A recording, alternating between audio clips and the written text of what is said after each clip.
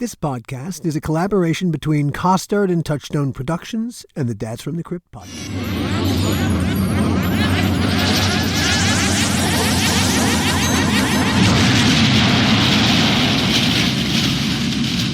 CCPD, this is Marlboro State Police. Dave, Kurt, are you there? Over. Jack, we need your assistance. The town's gone crazy. People are being killed. Over. What's all these reports about circus clowns? These clowns aren't people. They're some kind of creatures, things from another planet. Look, Jack, they're killing people. Officer Mooney is dead. I know, I saw it. He was killed by one of these things. Could you send all available units immediately, please? Over.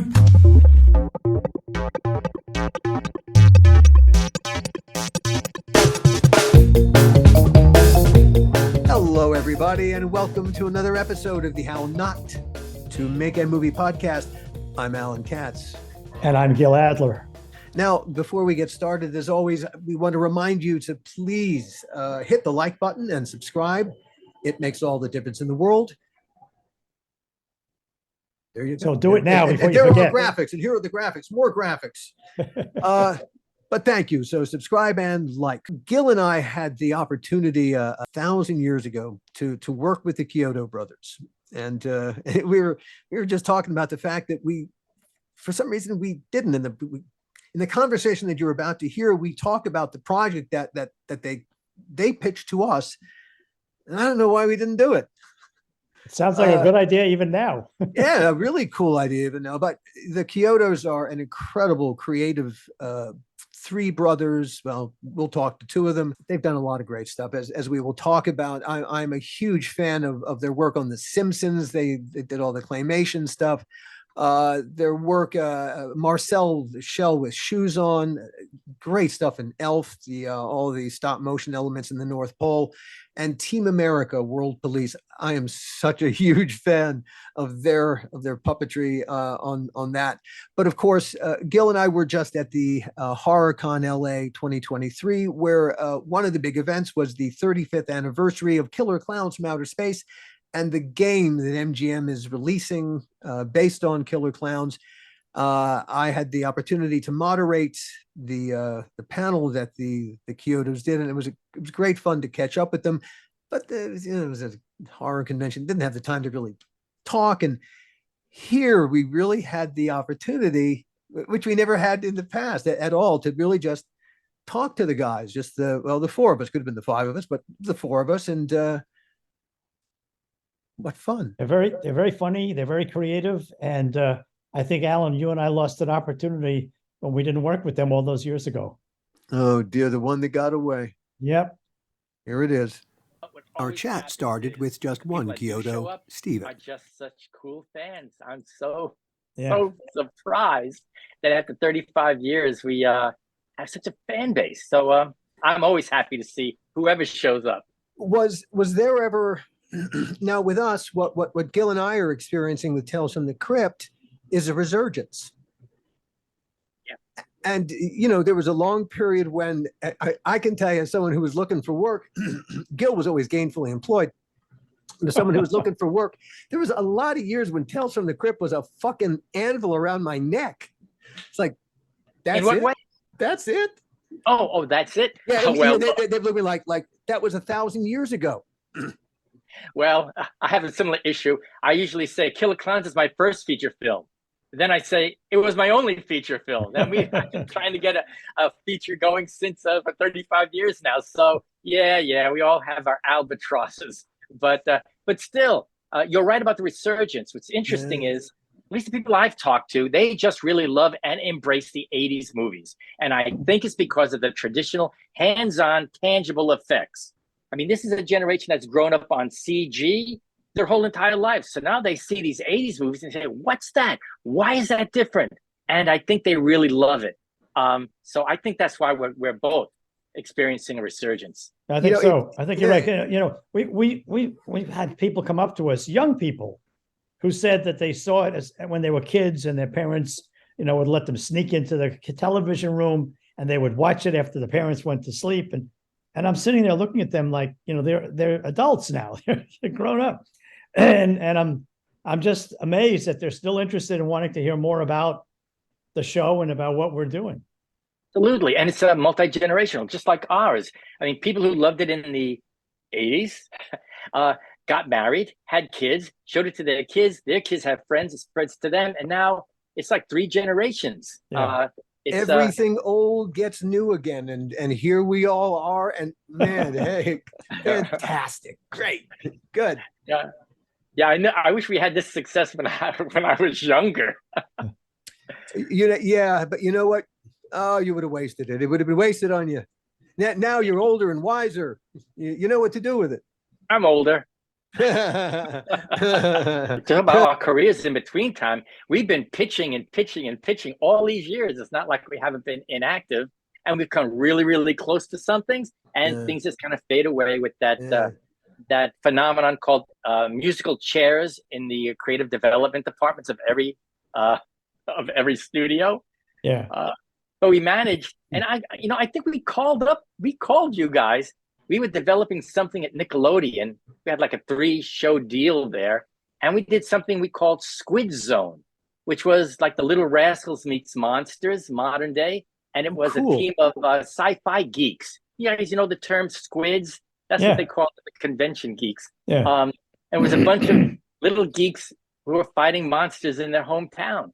And we were developing it Nickelodeon. And, CHIODO Brothers, we're like kind of writers, but we're not writers, like showrunners. So we were always looking for somebody. And I think Edward might have talked to maybe Gil, I think it was. I don't know. That's why I wish Edward was here. Because we did kind of bump into you guys because we were always looking for a kind of like a writing team to work with. We did at one point. I know that our manager, we had a meeting with you guys at your facility. Yeah. And do you remember what it was? I don't remember what it was, but it was a long time ago. The thinking was, we like a mixture of horror and comedy. You like a mixture of horror and comedy. Surely there's some synergy that can be made between this guy and this guy, and you could have something miraculous. It takes time to do that. We never had a chance to actually do that. Nothing ever came of it. No. It's you and a bunch of other people we've tried to collaborate with. It's just, schedules and interests and what's going on in everybody's lives. It doesn't always connect. But you know what? Always have you guys in mind. But yes, and I would say, we all still have time. None of us are dead yet. That's right. There you go.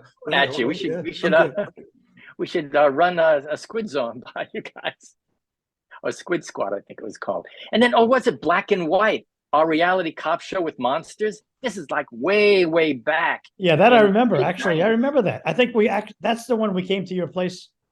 Yeah. To talk about, and I think your place was. It's like way right out. near on a ramp. The ramp went over to Burbank.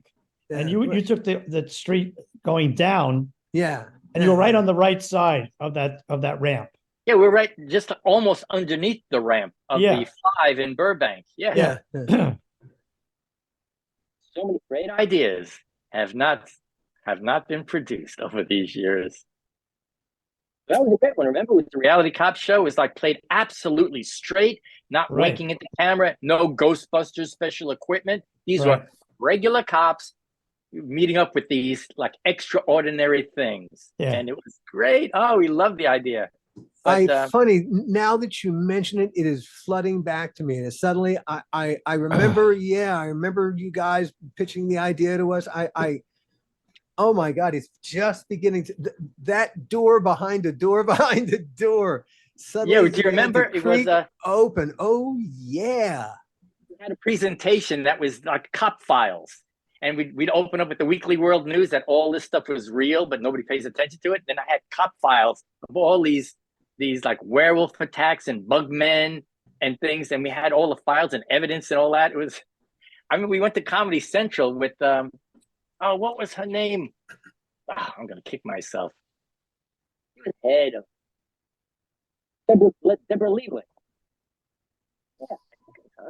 And, we pitched like it was real. I said, look, we came, we were talking to some people down in LAPD, and they said they gave us this file, and it's like, these are things that are really happening that nobody knows about. And she was just kind of enthralled.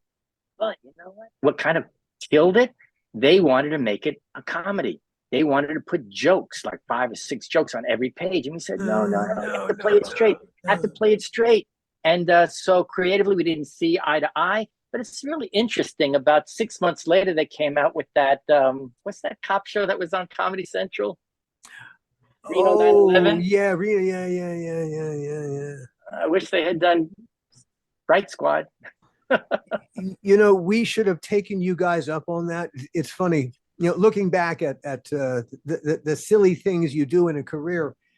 At one point, Gil and I had a development deal at ABC Productions, and it was anything we wanted to do, and we are, you know, the thing that everyone knew us for was horror, but we wanted to do a romantic comedy, and no one stopped us. And nobody stopped us. Oh my God. Oh, well, stupid. We should have taken deal. You do a first one horror and the second one romance. Oh, now he tells me. Yeah, and what was it? Actually, we had to deal with John Landis. I was working with John on The Stupids. We were doing animation effects, and he saw we had like our little demo for Fright Squad on it. And actually, behind our back, he kind of sold it to Disney because he had a deal at Disney. So we were really happy. I mean, John Landis would be really great. So we had our initial negotiations, and it just didn't happen. How we were going to do it. So a lot of missed opportunities. Here we are in LA where everybody's doing it, and so much doesn't get done. Oh yeah, it's amazing that anything does get done. You know, that's the unique exception. Yeah. The thing that I really like about the podcasting world, it's entirely DIY. And we don't have to rely on anybody to put out our, you know, a piece of produced work every week. And hey, I've got a theory that Napster has come for us all. That Napster first destroyed the music business. And what Napster did was it destroyed the need for a music store or even a music company, because everything could go peer to peer. I could share my entire collection with you, and you could share your entire collection with me. And it simply destroyed all the economics that had kept the thing afloat. You know, before Napster, music acts would tour to support their album sales. And then Napster destroyed that. And so now you had to basically just give the music away to support, so that hopefully they'd come and see it. They come and see you tour. And buy T-shirts. That's what the merch is what kind of keeps the road shows going. Yeah. So, you know, it completely screwed up the economics. At the end of the day, I think Napster came for us all. And I think the TV business certainly has felt the effects of that. Streaming has a kind of a peer-to-peer quality to it in a strange way. At the end of the day, I think the convention business is peer-to-peer. Yeah. And that is our fans' opportunity to come and really to tell us person to person what we've done, you know, and how much they've enjoyed our work in their lives. And it's how a lot of the future of the business is going to be. It's going to grow out of that peer-to-peer relationship. Well, I think so too. And I think what I liked about it was it democratized filmmaking. Everybody now has an iPhone, which has a 2K, 4K quality that we have at our studio. So now everybody, and I think everybody's an artist, everybody can create. Now we're seeing a greater variety of things done by people out there. And it's really exciting. And it kind of cuts into all the studio stuff. But it's interesting, the streaming world right now is going to be going more towards the traditional broadcast model with commercials and shit. Which I think, it has to. The young people aren't going to go for that. They're going to go for the podcast. They're going to go for the homemade entertainment you guys do. And you mentioned conventions. That's going to be your way to get to them publicly. So you'll go on tour at the conventions to support the stuff you do on your podcast. So I think it just puts more power. You don't have to talk to an executive. You don't have any rules or regulations. You do whatever the fuck you want. I think that's great. There are a couple of filmmakers who were beginning to reacquire the rights to their stuff. And rather than, you know, sell it, having to get pennies from the man, if you want to see their stuff, hey, you just go to their site and you know, it's peer to peer. People always talk about like Killer Klowns. We don't own it, and they go, "Oh, you guys must have made a bad deal." Well, you know what? There was no other deal. If you wanted to keep any kind of rights, they go to the next guy who's going to give it away. So everybody in Hollywood has made that kind of deal. So now you don't have to. Now you can. A good example would be Marcel Lachelle with Shoes On. Jenny Slate and Dean Fleischer Camp. They did a funny little thing. Put it on the internet. It's like a fluke for somebody else's mother just to see what they were kind of doing. And it caught on. 35 million hits. Awesome. 2 books and a feature film and an Academy Award nomination. Guess what I wear as a hat? What? A lentil. One time I nibbled on a piece of cheese and my cholesterol went up to 900. Guess what I used to tie my skis to my car? What? A hair. Guess what my skis are? What? Toenails from a man. So there is the power. If it's good, people will grasp it, and you can get the home run. And now you don't have to talk about executives and what's right and wrong and all that kind of stuff and get screwed. You own it. Well, they don't own the movie. They had to give it. I think A24 does. But anyway, they made a movie. Yeah, they leveraged their content really as big as they possibly could, and isn't that the point of the exercise? Well, yeah, well, to get it out. I don't know, it's art. I don't know why we do this, but we do it just to kind of do our stuff and see how people like it. And if they like it, we have a big smile on our face. I remember we had just finished The Amazing Life Sea Monkeys. And, you know, we had to go into some deficit funding. And we said, what's the cheapest show we could do that we could possibly do? And I was a big fan of Cops. And I said, let's do Cops with monsters. It was the cheapest thing. But I'll tell you that this is before Blair Witch.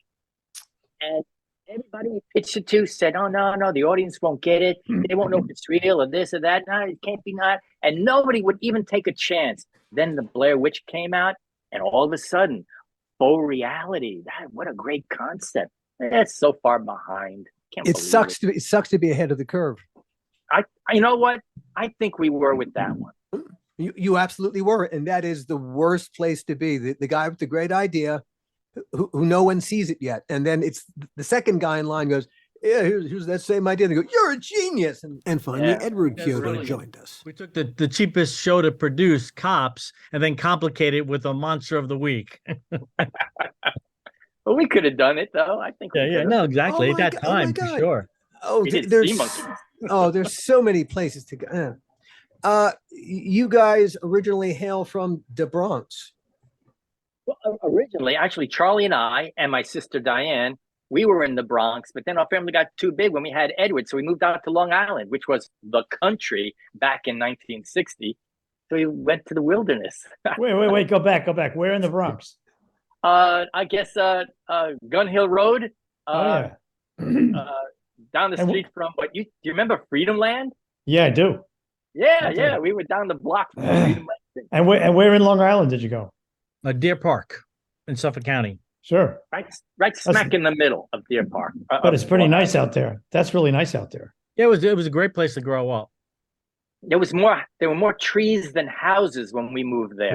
Right. It was great. Did you guys grow up as film buffs? I mean, when did movie making or was it what? God, where did it begin? Was it monster movies first? Do you guys even think of yourselves as horror movies guys? How do you think of yourselves? There's a gap between. This sounded like a therapy session. Yeah, it's really. What's wrong with you? Please start explaining now. Much. Actually, Edward has a different story than I do. It was always with me and Charlie, pretty much. I speak for him. It's been monster movies. I think we saw King Kong, the original King Kong, when we were very, very young. I was like 5, maybe, and it really left a big mark on us. I mean, me especially, because we had these elevated train tracks right down the block from where we lived. And when I saw King Kong rampaging through New York and tearing apart the trains, it was really surreal for me. We love dinosaurs, but seeing Kong in our neighborhood just left a big mark. Sure. So that was it for me. And it was always monsters. And we would see. How old were you at the time that you saw King Kong? About 5. Very impressionable. 54, and we moved out in 1960. So it's like 3, 4, 5, and maybe somewhere around there. But Edward grew up on Long Island, and he had a different. Yeah, I mean, I was certainly fascinated by the monsters, caught the monster bug early as well. But like probably like my life-changing incident was my dad took me to see 2001: A Space Odyssey in 1968. I don't know what you're talking about, Hal. I know that you and Frank were planning to disconnect me. And I'm afraid that's something I cannot allow to happen. I always loved movies, but that one just was different. It just impacted me, you know. And at 8-year-old, I was just kind of overwhelmed by the sights, the sounds, the overall experience, and it just kind of hit me that movies are more than just like little romps, little fun things. I mean, I'm articulating it in a much more sophisticated, not really, way than I did at 8 years old, but it definitely impacted me that this was something that fascinated me and I wanted to do more. Mm-hmm. You wanted to, seeing it, you wanted to do it. Yeah. Again, and Charlie and Steven had been active making their own movies, and then I used to help out with that. I mean, there's an 8-year gap between me and Charlie. Charlie's the oldest. Steven is 2 years younger than him. So, you know, different at that age, that's light years. But still, I was still there, active participant, watching and learning. Just that when I went off and started doing my own stuff, it was a little more, it was just like a slightly different take, but always fascinated by the effects, the visual effects, especially. Yeah, for us, it was a form of play. We had army men and dinosaurs, and we used to go down in the woods and the dirt and make little stories up. And then when we got an 8mm camera, when was the first time you picked up that 8mm camera? How old were you if you had that in your hands? I was about 10. I think the first stop motion I did, I was 10 years old. My parents bought it for like homemaking movies, home movies and stuff. Sure. And actually, Charlie, they got it for Christmas, and Charlie went up into the attic when my parents would hide the gifts, and he saw it like a month before we actually got it. So he and I were planning movies. We were saying, "Oh, let's make a movie," and we had like little rubber animals and army soldiers, and then we were going to pull them by strings to animate them, because we didn't even know what animation was until we, got a camera. But so, it's funny, film was a part of our existence even from when we were born. Our grandfather had a 16mm. We would film all the family events, anniversaries, engagement parties, baptisms, weddings, Christmas, Thanksgiving. And whenever the families got together, he would bring out the 16mm movie projector, and we'd show the home movies. In fact, actually, we have our Uncle Fritz, his 16mm projector, which was the workhorse. That's the one we had, and he was a tinkerer. He would modify it. He had like a rheostat on it, so whenever you touch Uncle Fritz's projector, you would get a shock. So I mean, it was like, there was this fascination with that technology, the moving pictures, the projector, that something magical about that light, that sound. And back in the day when it was 8mm or super 8mm film, and you were cutting it with that little machine, the little editing thing, and little tape with little pieces of Scotch tape, more or less. It was a painstaking, fidgety little process. But you were in touch with it. And there was something, I don't know, elemental and organic about all of it. In the old days of editing, when you'd take a grease pencil and you'd mark your fade from one place on one part of the film to the other. Like this. Yeah. The dreaded corn sprocket holes. Oh yeah. But for me and Charlie was an illustrator. He could always draw, so he would do drawings and stuff. And create backgrounds, and I was a sculptor, so I ended up making clay figures and animating. So we kind of complemented each other in different ways to make films. And then we invented techniques called we did forced perspective, and instead of we didn't know anything about movie making, but we kind of, in our own little hobby way, our do-it-yourself way, created matte paintings. We didn't paint on glass. Charlie would paint something on a mat board, and then we'd cut out the negative space, and then we'd hold it up in front of the camera. So we'd have these gigantic mushrooms, and we'd walk through a mushroom forest. We didn't know that they did it with glass. We didn't know so much. And I think was you'll find fun. that's the case with a lot of like, especially stop motion animators. The Jim Danforths, the David Allens of the world, Doug Beswicks, Jim Pearl. That back when we were growing up, there wasn't Cinefantastique. There weren't online. Didn't have the Stan Winston school that showed you all these techniques and stuff. So you would invent it as you went along. Maybe you'd see something in this, Famous Monsters of Filmland. Yeah. A grainy picture that sort of showed Ray animating something on a tabletop with a piece of glass, but there was no step-by-step revealing of the techniques. So we're all tinkerers. We all made it up as we went along. Indeed. And discovered and failed and it made every time you failed and screwed up and spent hours doing something the wrong way. It was like a piece of IKEA furniture, wasn't it? and to suddenly go back and recut it the way that it had to be. But the education therein was fantastic. You learned how to tell a story with this medium in a way that you couldn't learn. It's really hard to learn digitally. Because and it's funny, without any influence of the industry. I raised my arm. Because we grew up on, we were growing up on Long Island when this was happening, and there's a film industry in New York, obviously, but that was like Manhattan, and that was like Martin Scorsese, Woody Allen movies. It was a different thing. They didn't make, Seven Voyages of Sinbad, Jason and the Argonauts, movies out of the New York film markets. It was so there. We didn't have a neighbor that was a grip or a gaffer. So it was totally foreign for us. Oh yeah, we used to enter film festivals too, like the Kodak Awards and all these different things, and we would always come in like second or third. Honorable mention. Yeah, or honorable mention because they were making movies about the ecology or the war, like high art, and we were doing like movies. You were like Moses. You were like Moses staring at the promised land, thinking, "How the hell do I get from here to there?" Yeah, but we did do an ecology movie called Sludge Grubs. They were giant crabs that came out of garbage. So that was our ecology movie. Oh, that sounds fantastic. Now, Stephen, you ended up going to Rochester, the Rochester Institute of Technology. Yeah, I did. Yeah. And you were awarded Best Young Director at the Cannes Film Festival. Yes, that's really funny. I made, in my sophomore year, a little fable about a cricket that couldn't jump, all stop motion with a front projected background, had slides, foliage. And I guess I entered the Golden Eagle Awards, American Golden Eagles, something like that. And I didn't know it at the time, but they would then send winners to other countries.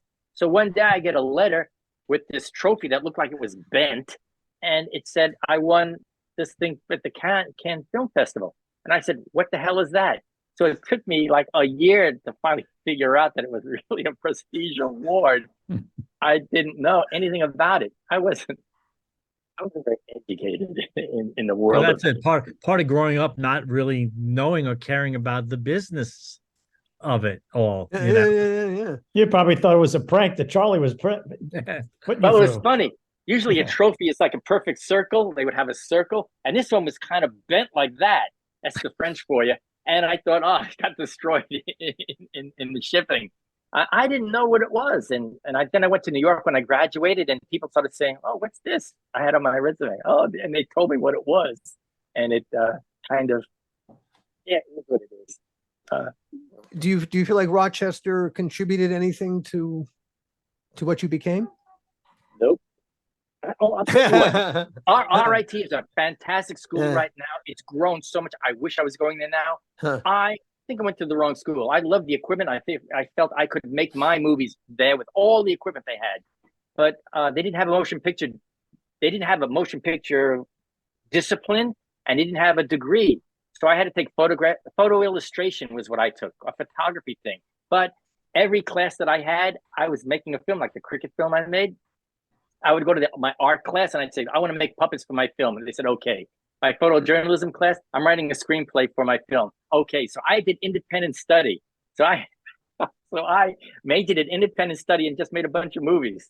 That was my education at RIT because they didn't have a film major. At that point, that's unfortunate. It sucks to be ahead of the curve yet again. Yeah, it was talking about 1972 to 76. That's when I went there. But now, oh, state of the art equipment there, animation department, CG, computers. It's just a really wonderful campus and school. Edward, where did you go? Several places. I started out at SUNY Purchase.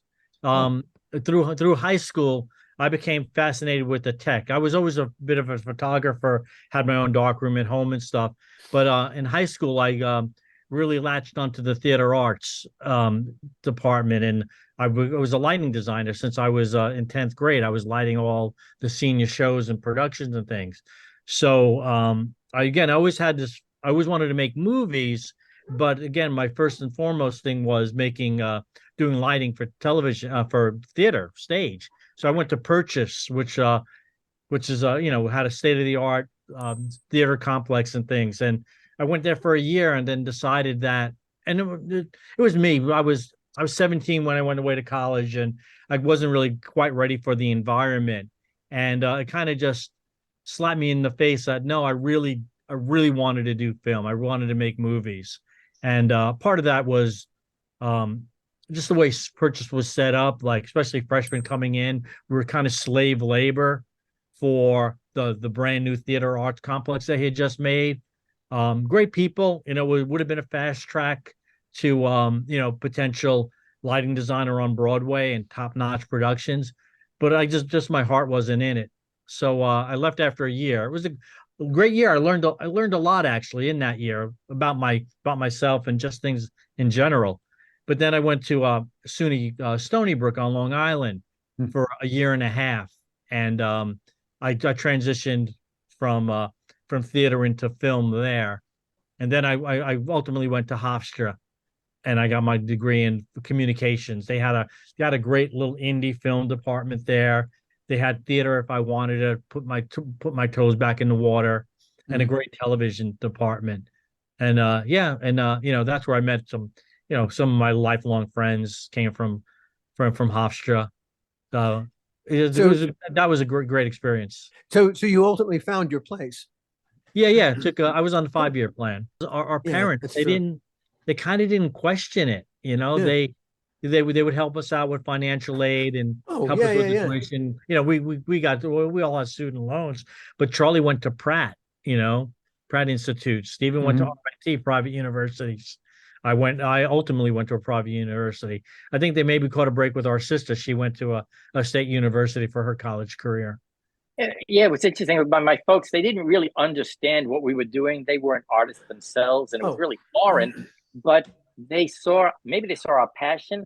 What did your folks do? What? Well, my father did a bunch of things, but he ended up doing 25 years in the penitentiary. No, a post office. He was in the post office, and my mother worked in she worked in a bank. So they were pretty much blue collar workers, but they just gave us the film, they gave us a projector, they gave us the time and anything we wanted so we could follow this dream of what we wanted to do. Which is a wonderful testament to just their faith in your nature, that you were going to go off on a route that was absolutely foreign to them. Hard for them to make sense of. I looked when we're clearing out the house. I was looking back through some of my dad's stuff when he was younger. He definitely had an artistic side to him. We would look at his school notebooks. They were impeccable. The note taking, the diagrams and stuff, added color here and there. So there was a presentation quality in him. He worked in the shoe line before he worked for the post office. The plant he was working at, they went out of business. So then he got the civil service job. But even there, he was a cobbler. He was making shoes. So it's funny, but in their generation, post-Depression, World War II, very, very hard for them. Really, really hard for them to take a leap of faith where your work is concerned, and we all took a leap of faith. Yeah, we did. And they supported us. I don't think till the day they left us, I don't think they really understood what we did for a living. But it was really great. They did visit us at the set of Killer Klowns when we had the giant tent there. And I know my mom was just tickled pink with the actors that were there and everything. And I think they did have an opportunity to see that we actually were able to do something pretty big. I think we may have had the same parents. Yeah. I had the same thing. They had no idea what I did for a living. But friends of my parents would say to my dad, "So what's going on with your son? What's he doing?" And my dad would say, eventually he would say, "Well, look, he doesn't ask me for money. I don't think he's doing drugs, and he seems to be happy. So he'll grow out of it." Yeah. And where did you grow up, Gil? Where Yonkers. Oh, Yonkers. Yeah. Oh, that's right up the block from us. Yeah. Just like the North Bronx, Yonkers. Yeah. Yeah, we had relatives. Our aunt, my godmother, lived in Yonkers. I try to remember the name. Olenview Avenue was the Bronx. That was grandma's house. I'm telling you, we had the same parents. Yeah, yeah. Yeah. My parents never knew what I did for a living. Never knew. I once sat my dad down in my apartment in New York, and I said, "Look, here's my diary of what I do. So just pick a page, and I'll walk you through everything I do in that day, and then you'll know." I said, "That's a good idea." So we started. Look, I get up very early because I have some investors in Europe. So I talked to them first. So I got to get up early because it's 6 hours later in Switzerland. And then I do this. Yeah. And then I do this. And then I have lunch with this writer. And then I talk about that. And I try to get this over with to Joe Papp. And I want to meet Bernie Gersten about, and yeah. And I go through the whole day. And after I'm exhausted explaining this to him, I go, so now you get it? You know, you understand? He goes, yeah. So, what do you do for a living? What do you do for a living? It was Laurel Place. Laurel Place, yeah. In Yonkers. Oh, yeah. My parents visited the set of Tales from the Crypt. In fact, my dad was Tales from the Crypt's medical consultant. Whenever we needed to do an effect that was especially ooky, I'd call him up and say, "All right, if we did this to the human body, or what would be a really disgusting disease that would look like," and my dad would fill in those lovely blanks. You know, some of my fondest memories were sitting with Todd Masters, our special effects guru, just with a pathology textbook. Oh yeah. You know, looking at, oh, that's really disgusting. Let's try to recreate that. My dad, in fact, in one of the Crypt Keeper segments, the Crypt Keeper, is operating or doing something to my father. My father saw every aspect of what I did for a living. In fact, one day on the set, our first assistant director, Lee Webb, gave my dad the job of, he was the remote cue on a doorway. And so, oh, that's great. That's really nice to share. He saw every facet of what I do for a living, and he still couldn't. When his friends would ask him, I'm not quite sure what Alan does, though. Oh, yeah. He saw what everyone else did on the set. He had no idea what I did. Well, after he had that experience, he came to me and he actually wanted to replace Alan. And there were some serious conversations. That's funny. Yeah, our mom would get a kick out of visiting the set, like on Clowns. They came for the last week of shooting, and that's the week Royal Dano was on set with us.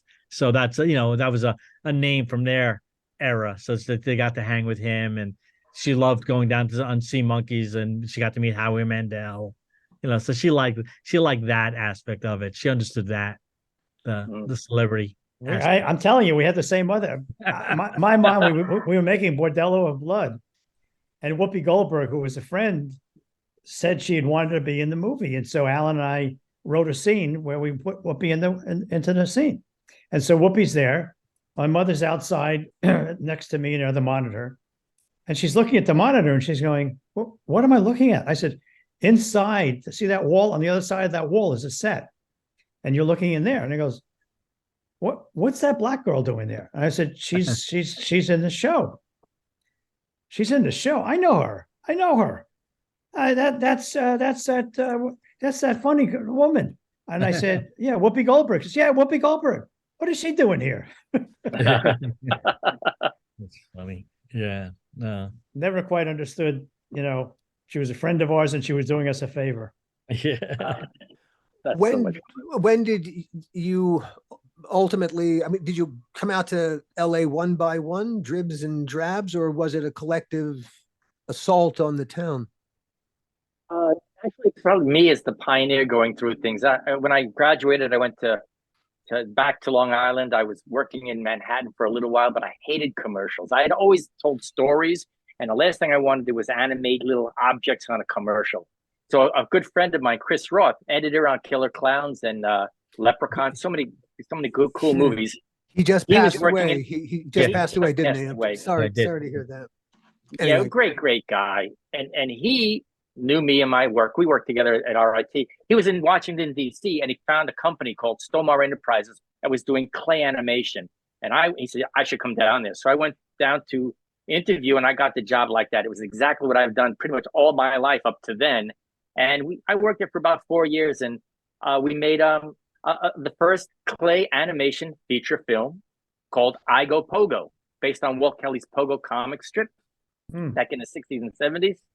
And after that, there was not much going on. So, and I got Charlie to come down. I was down there with a bunch of people who had not really made movies before. Not that I made movies, but doing animation and stuff. And we're doing a feature. They needed a production designer. And Charlie was working at ABC News in Manhattan. He had a really great job, union job, working on the news. And I said, Charlie, why don't you come down here and let's make this movie? So he quit that, came down to Washington. So Charlie and I were kind of spearheading the creative on this feature. And when that ended, Mom understood that. She did not want him to quit. Right. oh yeah, that's right. Oh, I'll bet that was a loud argument. Yeah, I wasn't there for that. Am I frozen, guys? No, you're good. No. Okay, because my image here is. Well, anyway, the long story short, right. Charlie went down to DC, and again, Chris Roth, who was working down there, he went to California. And when Pogo stopped, there was nothing much else to do there, so we decided to go to California. And so Charlie and I went there in 1980, and then we started working for a company called Magic Lantern. Tony Dublin and some guys, they were doing the Jews in Space sequence in Mel Brooks' A History of the World. Charlie and I got a job there. And we started working as Charlie was a designer, a 2D guy, and a painter of prosthetics and stuff. And I was a sculptor and an animator. So we were getting a couple of jobs in LA. And all of a sudden, people started liking our work. And we kind of branched off and started CHIODO Brothers Productions as an effects company with the idea of making films. We were always writing and creating stories and stuff. And we were trying to get something going. And then Edward joined us while we were on set for Albert Pion's Sword and the Sorcerer. We made this Crypt of Heads, and Edward came from the airport, went to Bronson Caves, and was immediately thrust into the cave to puppeteer this giant Crypt of Heads. It was August 25th, 1981. Wow. My 21st birthday. Yeah. And then we collaborated. And just through word of mouth, we never really advertised, but we had a style. I don't know how to describe it, but it was something about even the most realistic thing we did always had a character bent to it that seemed to be reach people better. There's a flavor of whimsy. I don't know what it is. It was really quick. It's really funny, really quick. We did a little promo for our company, a little punk rock dinosaur with a spray painting our name on bricks, and we won some kind of festival award. And then somebody was looking for dinosaur documentary footage, and Bill Stout said, "Oh, go to the CHIODO Brothers. They got this dinosaur footage." And we met this guy, Richard Jones, who worked at ABC local. And then he said, "You know what? I know these guys at ABC. They have extra money for specials. You guys have an idea?" And we came up with an idea to do a half-hour special, after-school special for KBC. I directed it. It was live action and animation called Cousin Kevin, about a young boy who has a vivid imagination derived from all the books he's read. And whenever he thinks, becomes real. And he subjects his older cousin to this nightmare adventure as they're camping out in their backyard. It was great. And then what was it? We worked for Fairy Tale Theater, Shelley Duvall's Fairy Tale Theater. Hello, I'm Shelley Duvall. Welcome to Fairy Tale Theater. Yeah, that was a cool show. We were doing all the special props. And Fred Fuchs, the producer, said, "Oh, I know some guys who have some money for some films." It was direct-to-video days with Blockbuster and all that. And we said, "Yeah, we have an idea. Killer Klowns from Outer Space." So we went there and we pitched it in the room with a maquette that I made of a clown with a puppet holding a ray gun. And Charlie did a poster. We had a treatment and we sold it in the room. Killer Klowns from Outer Space. Wow. Awesome. I mean, how can you not sell that in the room? This is easy, we thought. This is easy. Yeah, we could do this. We sold it. How easy to make a movie. The only thing we learned, though, the only thing more difficult but selling your first movie is trying to sell a second one after the first one didn't make any money at the box office. Ouch. Damn. Yeah, some things take time to find their audience. Yeah, we're still out there, though. We haven't made that second feature yet. But we've done everything else. We've had a TV show, we've had a streaming special, we've done yeah, it's blessed, actually. You've ended up, while you're waiting to do your second movie, you guys have done work on some amazing projects, and there's one that I just want to. Well, we'll come to that one first. First of all, MARCEL, the Shell with Shoes On. Wow, just to be involved with that project. Wow, it is so funny. Guess what I use as a beanbag chair? A raisin. Guess what I do for adventure? I hang glide on a Dorito. Guess what I use as a pen? What? I use a pen, but it takes the whole family. Well, thank you. Yeah, that's the one that's I gotta say, if it's not at the top of the list, it's really close to it in terms of like career fulfillment. There's a special project. We worked on it for 7 years. It's utterly magical in how captivating that little character is. And that's really a testament to the director creator, Dean Fleischer Camp and Jenny Slate. They just hit upon something that had this incredible heart, in their original shorts and then 2 books. And Dean was just, I don't want to say relentless but it was just this Passionate. Yeah. Passionate. Yeah. Better word. Just on maintaining the authenticity of it, keep this character wholesome and true to their vision. And they had partners in reach. She performs the voice. Yeah, Jenny Slate's the voice of MARCEL. Jenny Slate, yeah, she's wonderful. It would be so easy to miss that and to hit that annoying note instead. And there's just something captivating and lovely. And well, their process, they worked with a writer friend of theirs, Nick Paley, and they would come up with basic little premise, and then they would just go, and Dean would act as interviewer and just ask Jenny, MARCEL these questions, and it was stream of consciousness. Then they'd go away, they'd work it out, and then figure out what the next through line is, and they came back. Then they brought Isabella Rossellini in to play Nana Connie, and Cinereach, the New York-based company that financed it, just let them go. It was supposed to be a year project. It's funny, it was never a big budget movie. So funny, our fee, when I put together the budget and schedule and stuff like that, I thought we could do it in a year, maybe a year and a half if the creative took a little longer. And all right, the fee was okay. It was like, it's not a bad fee for a year's worth of work, a year and a half. But that turned out to be the fee for 7 years. So, but at a certain point, it became a truly a passion project that we're in this because we love this. And Cinereach just let them go. It took them a year to do that audio play portion. Then it took them another year to do the animatic component of it.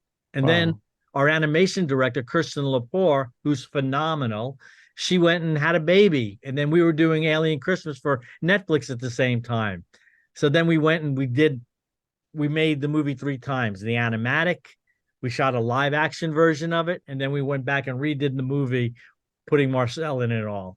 And like I said, it's really a testament to Dean and Jenny. And Liz Holm. She was the producer that went to them with the notion that this had feature potential. And, she was the one that kind of put it all together, brought all the pieces together. The claymation sequences you've done on The Simpsons over the years are just fucking wonderful. What you making there, Gravy? It's a pipe bomb, Jobriath, for to blow up Planned Parenthood. I don't know, Gravy. I'm sick of your lack of faith. What gravy? Wonderful. Oh, every time every time you do one of the Gumby things, Just doing that cloaky.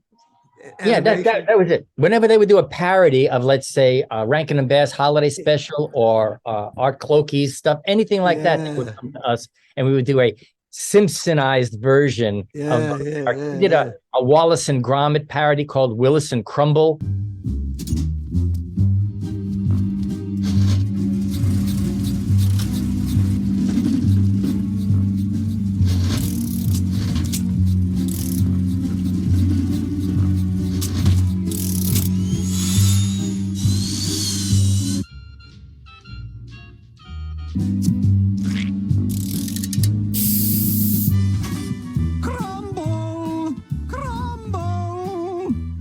That silly dog got to?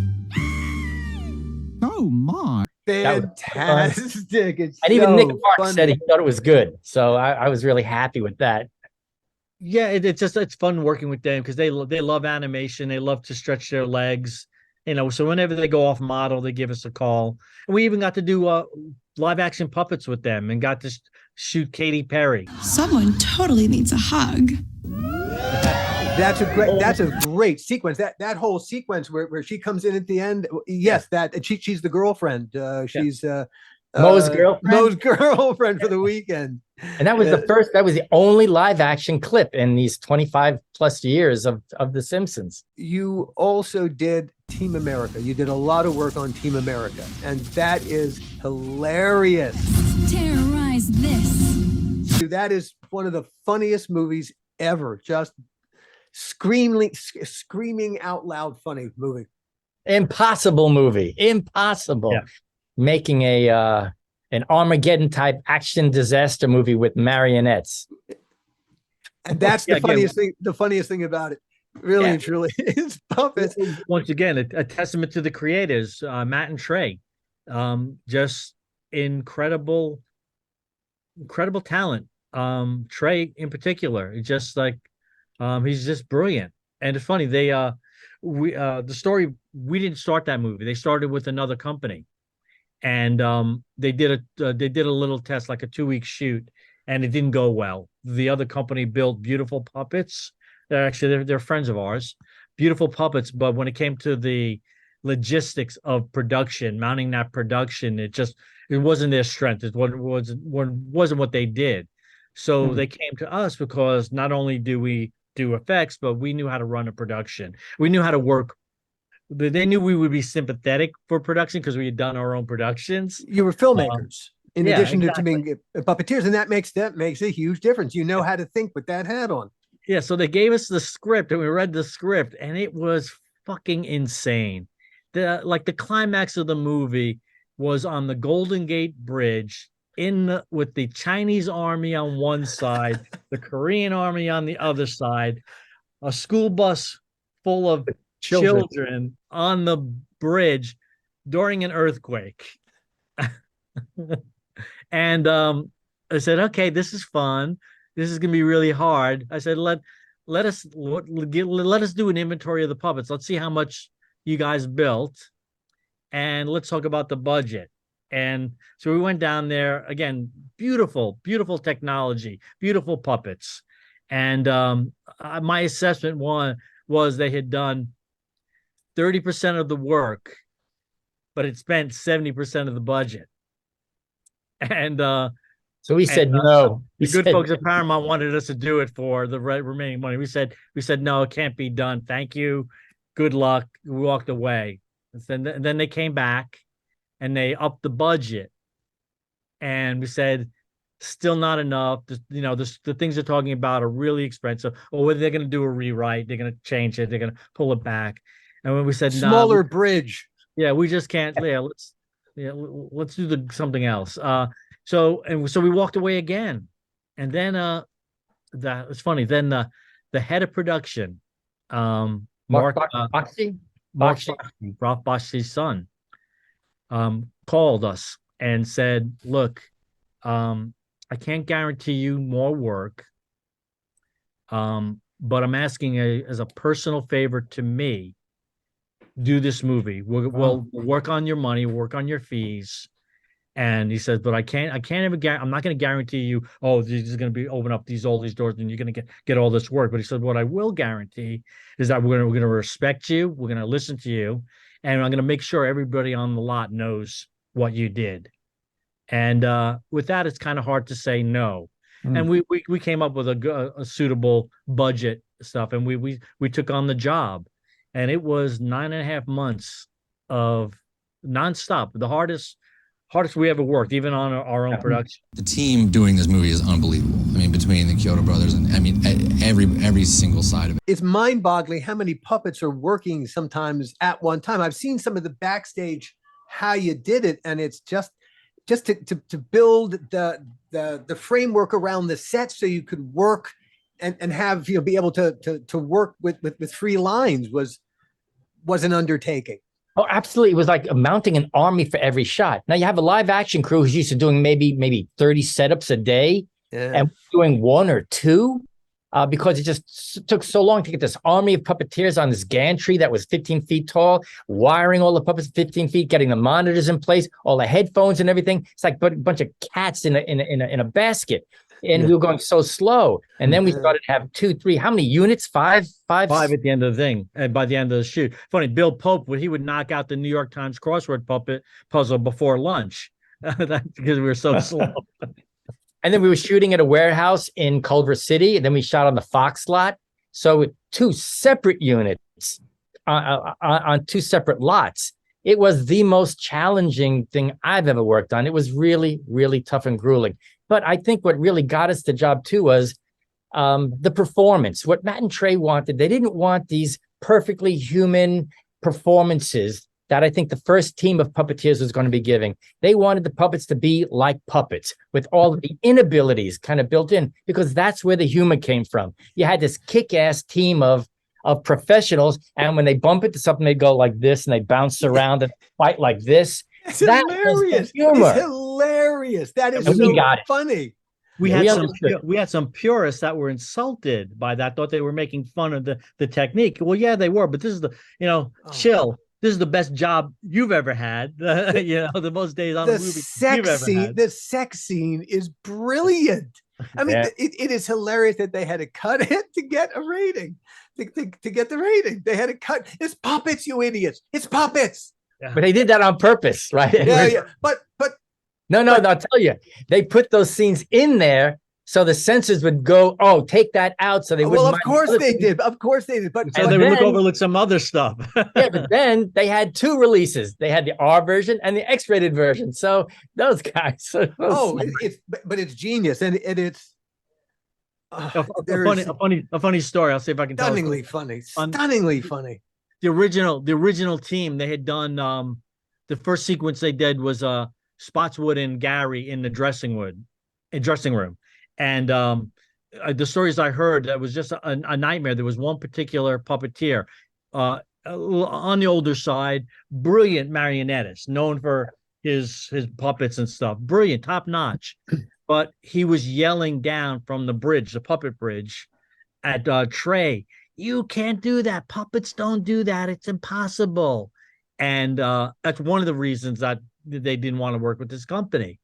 And so it's funny, when we were starting to go to 3, 4, and then 5 units, we were in desperate need of quality puppeteers. The puppeteers, they're abundant in this town, really great ones. Marionettists, not so much. So we were desperate to get people. So I went, I got this guy's audition, I cut it back together, and I went to Ann Garofino, the producer, their producer, and I said, "Ann, we're really hurting. We need puppeteers. Here, take a look at his reel. Take a look at his work, because I'd really like to bring him on." And Ann just pushed the tape back and said, "If Trey ever sees him again, he will kill him." And he said the wrong thing. He really did. As desperate as we were, we could not bring this gentleman back.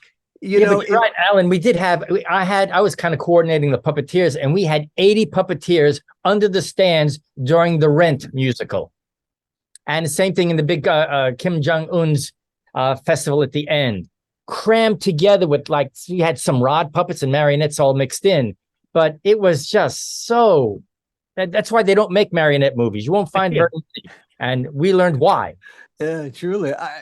Was anyone taking video of the choreography of all of you working together? Because that must have been remarkable. Just how you all.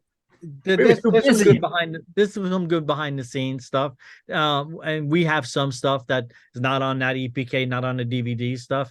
Yeah, I mean, just for reference, we made approximately 60 puppets that we turned into well over 200 characters in that movie. It was we had our basic crew of like anywhere from 12 to 15 people, 18 people a day working the day shift. And then we had a 5 or 6 person night crew that would come in and repair and prep the puppets for the next day. So that's just a puppet crew. That's not the puppeteers. Yeah, and then we had because we were the puppets, they mounted it like a regular production. So typically, like when you do a special effect, you're responsible for everything of that character. You do the wardrobe, you deal with the props and stuff. They didn't do that on this. We were just responsible for the puppets and their performance. So we had a separate costume department, a separate prop department, and there was a whole miniature crew building the whole thing. So it's funny, but because we were doing the puppets and everything revolved around them, we had to wait for every other department to get their shit together and get it on the puppet. So we were always the last ones holding the bag. So we were always the responsible party. Why we're late? Why are we behind? Why aren't we ready? Yeah. Well, wardrobe. What's wrong with you? Yeah, wardrobe took an hour to dress this puppet. Or props there. The rig for shooting the guns wasn't quite ready yet. So we can never. We were always the last guys in the chain. And there you are pointing the fingers at everybody else. Oh yep. My God. It's funny, on the very, very first day of shooting, we had done a test shoot of the face-off sequence where they make Gary up. And we learned a lot from that. And then we went away, we adjusted the inventory of how we were going to do the puppets and stuff. But then the first day we were shooting, and we all show up, and none of us were ready. We weren't ready. Props wasn't ready. Wardrobe wasn't ready. Art department wasn't ready. And everyone was afraid to go to production and tell them that they weren't ready. We needed more time. And just when it came time to the shoot call, we blew the generator for the building and the power went out. I think it was my mother. I think my mother, Evan. It took a half day for them to bring a plant in and get it hooked up, and by the time they got it in, we had all caught up. Yeah, it's funny. Gil and I can have told horror stories on our podcast about waiting for special effects guys to have their shit ready. But at the end of the day, it's the work is great, and you make us look great. So inevitably we're indebted to you. Yeah, the reality is very almost all the time we're working with prototypes, something that we threw together in the shop in a 6-8 week period. And it kind of works in the shop, but you don't really know. You don't have the time to dismantle it and then rebuild it for a functioning thing. Only on rare occasions, like the Rick Bakers, the Stan Winstons of the world got that luxury. Yeah, they have 6 months to develop it, and then that's their prototype. Then they build the hero. Real deal. So we're figuring out, and then so much, and then unless there's a principal in our effects shot, we're always relegated to last shot on a Friday night. Yeah, but I do want to do a shout out to Norman Tempia and Dave Nelson. They were the designers of the original puppets that we kind of took over production. Norman worked with us as a puppeteer and a fabricator all through the production.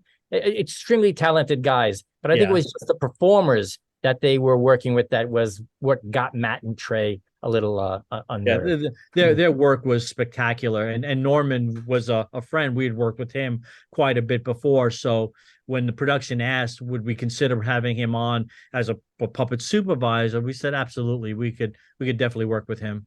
It was necessary because he knew the ins and outs in the construction, and he's really talented. So it was always a joy to work with Norman. He wasn't the puppeteer on the bridge. Where did the Killer Klowns idea come from? Well, I guess that was me. I was playing around with what is the most frightening thing I could imagine? What would scare the hell out of me? And I just started thinking, what could that be? And I thought, well, if I was driving down a lonely mountain road in the middle of the night and I see a car passing me, and as it passes me, I look to see who's driving, and a clown goes, and it's a clown. A clown being where it shouldn't be is frightening. In fact, it was Lon Chaney had that quote, "There's nothing more frightening than a clown after midnight." Yeah. And I think I tapped into that just unconsciously. And then we spun it into Killer Klowns from Outer Space. You're just adding more fanciful elements. What if the clown wasn't in a car? What if it was just floating out there? Well, that would make him otherworldly from outer space.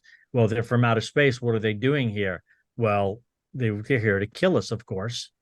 And it's a great title. Oh gosh, yes. I mean, and adding from outer space, that's how we know it's not a slasher movie. Well, that's it exactly, Alan. In fact, when they first tried to sell the film at Film Mart, they called it Killer Klowns, and we said, no. I mean, if you're disappointed with the film, you just got to look at the title. It's exactly what did you expect? Indeed. It's a strange thing. I know the clowns have names because you talk about them, but in the movie they don't actually have names. There's not a Groucho, a Chico, a Harpo, a Gummo clown. There's the big one, the big clown at the end. Clownzilla. Yeah, for reference purposes only. We needed to call them something so we could differentiate them and get the, when we wanted something on set, so we could track them from a continuity standpoint. But yeah, they were never intended to have names in the real world. And it's funny, and some of the names kind of trickled through, but for the most part, they're all fan applications. Why did you not give them names? Because in the context of the story, they weren't characters that needed names. They were this alien race of pulpy white slugs with markings that made them look like clowns. They were things. They weren't really characters. But again, this is the Chiodo brother thing. I don't know what, but they became characters like Shorty. We called him Tiny during the shoot. I mean, that's the fan favorite. Everybody loves Tiny, and they call him Shorty. Well, we didn't want to fight the fans when they wanted to do the Funko Pops. We said, go with what the fans call them, because they'd hate us if we changed it. But everybody loved that character because he was like. And it's not like the names we called them on set were like innovative and like Tiny, Fatso, Chubby, Bubbles, Slim, Killer, Stretch, Ozab. Ozab was Bozo spelled backwards. I mean, would you say that their personalities evolved over time? Yes, from the movie. I think people kind of get a different sense. Like Shorty, the fact that he was picked on by that bully. I mean, they love him because they feel sorry for him. Killer is the one. Is it Jumbo or Killer that gets mooned? Killer. We called Killer, and the fans call him Jumbo. That's the one that threatened, taunted the little girl outside the Big Top Burger, and the one that kills Officer Mooney. Yeah, not much thought went into it. We just called him something. Yeah. Hey, I just found out, when the clown we called Ozab, we actually did kind of call him Bozo on set, but funny, Fangoria came by and did an article about the making of the movie, and they took a picture of it and they captioned it. Oh, this cozy fellow is nicknamed Bozo, and Larry Harmon saw it and threatened Trans World with trademark infringement, rightfully so, I guess. Well, for a clown, he had no sense of humor. Yeah, no, exactly. Well, no, Larry Harmon, if you ever dealt with the, no, I've heard it was all about the money. So they had to pay a go away fee, and I just found out David Arquette has bought Bozo the Clown trademark from Larry Harmon Corp. Oh, really? Yeah. I just saw that the other day. They closed the deal at New York Comic Con. Yeah, he likes puppets. He's a cool guy. Yeah, so that's interesting. So maybe a new life for Bozo the Clown. That's I don't know whether I like that or I don't like that. I don't. Yeah. I don't get clowns. Well, it's funny. I think he's gonna have resistance. I think there's this. I think, and we've got this from other people. It's not a thesis that I necessarily came up with. That there was always kind of a people are always kind of uncomfortable. Clowns are not everybody, but a segment of the population has a little unnerved, uncomfortable by them. But our movie has brought that out in a public way, that it's cool to admit you're afraid of clowns. And people do not look at clowns the same way since our movie. I mean, you had Pennywise, but still, the Pennywise is a different thing. It's a shapeshifter. It's a different vibe, where now people don't trust clowns as like they used to. So yeah, I mean, so he might have a little battle. Unless he turns him malevolent. How do we make a Killer Klowns from Outer Space 2 finally happen? I mean, do you what does it, you would think, with the resurgence, with we need some hot shit writers that have done in real renowned in the horror business. Yeah. Know any? Well, I wish I did. I'll tell you what it is. I think it's always been kind of perceived as a cult film, and studios without box office to back it up won't finance something that was, let's say, a box office nothing. But now it's interesting. I think because of social media, has this resurgence because of the items, and the merchandise, I think, is driving it. You got Funko, Spirit Halloween, you got the album, you got a video game coming out. And I think the fans' interest, if they continue to enjoy and purchase all this merchandise, it's going to show the powers that be that this is not a cult film. It's a pop culture phenomenon that they could then start to mine other things. So we think with the success of all of this merchandise, it's going to give us probably the leg up for the first time ever that there could be something going on. You remember I said that Napster came for everybody? Well, that's that's the Napster effect, because literally it is the ability of fans. You know, when you cast a movie now and you got to choose between two actors, you'll choose the actor with the better social media following. Yeah. Because they're going to bring more eyeballs to the project. Yeah. So we're hoping the video game will be kind of that real world barometer of what its reach is and popularity. You know, if it does well, like we think it's going to, then I think we open up some eyes. Do you have a script ready? Have do you have, if someone suddenly, if an executive suddenly had that flash of genius and suddenly went, well, we don't need to spend a fortune on this, but we could make, a Killer Klowns 2 for that number there and probably make a ton. No, we do have a script. We've been developing something all along, but we decided that we don't want to do a single theatrical movie. You put all this effort into a film, you have one weekend to prove its box office, and you don't know what you're up against. So all of that could just go down the tubes, and it ends up going on cable anyway. We are proposing a trilogy in 4 parts that is, and we've got one of the first scripts going, and it's an incredible arc. And we want to go to cable streaming. We want to have like a 8 to 10 part miniseries that we could really follow characters across a longer arc and really open up the world of clowns, that whole universe. Because if we are merchandising it, we need to start feeding with new ideas, new characters, new weaponry, new gizmos. And I think a feature film won't do it, but I do think keeping it on cable forever is going to launch what I think they feel is going to be the big money maker, which is merchandising. Yeah. Oh, considering how the world is, a streaming series, paid for by subscription or ad dollars is neither here nor there, but this is great content for a streaming environment. You could go so many places, and the audience, these days, you'd want to explore all the different ways the story could go, and you can't. Who's got the time in a feature and the risk? And demographics, it could be promoted on a specific streamer that caters to that genre. It's just it's so much more, deep compartmentalized these days in terms of what's available. Yeah, and it's going to be a bigger budget over the long haul, but I think that's money well spent. Instead of spending, let's say, the equivalent of the budget on marketing and promoting it for 1 week, I think to put that money into a longer arc, so it's going to be on TV longer, I think is better value. So this is what we're trying to sell. Yeah, better storytelling too, way better storytelling. Yeah, and there's a whole world that an audience would love. I think really would love to explore. Yeah, and I think young audiences they don't go to the theater that much. They watch it on cable or on TV. On So their phone, they want it on their phone, man. Yeah, So, I mean, really, we'll truly, see. it's well. We're hopeful.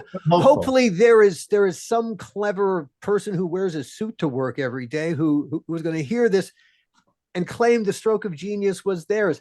Take it, please. Claim the stroke of genius. Be a genius. For the first time, we're finally working with MGM Consumer Products. We have an arrangement with them where we consult and we're contributing, to the consumer products thing, and it's vast. It's everything you can think about, publishing down to the widgets, and live entertainment like Halloween Horror Nights and live theater, escape rooms, all these potential things that we're talking about. It's really exciting, and they're exciting, and they keep asking us what's next on the creative side, because the more stuff that they get on the creative side, the more opportunities they have to mine for licensing opportunities. There's so much potential. It wow, it's mind blowing. Well, guys, we cannot thank you enough for spending time with us today. Hey, since Charlie didn't make it, you want to talk behind his back for a few? I wonder what he's doing. Yeah. Well, he's the eldest one. Maybe he's taking a nap. Yeah, maybe. I think so. I need to having an opportunity to talk to you guys. I mean, come on. I want to thank you guys. You guys are classic horror guys, and really appreciate the time and effort you put into even talking to us. Thank you so much. Oh, no. But really and truly, we missed an opportunity 1,000 years ago, and I'm still kicking myself. Yeah, and it's long overdue. I mean, it's amazing that we haven't spoken to you guys in so long, and it's like, has it really been that long? And it has. I talked to Mitch Stein. He still reps us, and he says, "Oh." He said hello next time I talk to you guys. So yeah. I'll say hi back. Wow. Yeah. He's still working and yeah. Wow. Well, I'm going to go out on a limb here and say that we should continue talking, the four of us, that we ain't dead. Yeah. And we're still here creating shit, and we have very similar sensibilities. Well, we'll throw some stuff at you guys, and you guys can throw some stuff at us, and we'll see what happens. Yeah. And then we'll all throw it at Charlie. Yeah, exactly. or throw it at Mitch.